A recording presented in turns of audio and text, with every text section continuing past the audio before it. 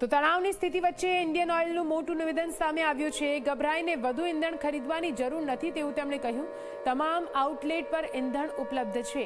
Indian oil પાસે ઇંધણનો પૂરતો stock હોવાની વાત તેમના દ્વારા કરવામાં આવી છે। આપને જણાવી દઈએ, અફવાઓનું બજાર પણ આ પ્રકારની પરિસ્થિતિમાં ગરમ રહેતું હોય છે, ત્યારે ગભરાઈને લોકો ઇંધણ ખરીદવા માટે પહોંચ્યા। લાંબી કતારો જોવા મળી। જો કે ઇન્ડિયન ઓઇલ દ્વારા હાલ તો સત્તાવાર રીતે લેટર જાહેર કરવામાં આવ્યો છે, જેમાં તેમણે કહ્યું છે કે ઇન્ડિયન ઓઇલનું મોટું નિવેદન, જેમાં ગભરાઈને વધુ ઇંધણ ખરીદવાની જરૂર ન હોવાનું તેમણે જણાવ્યું છે।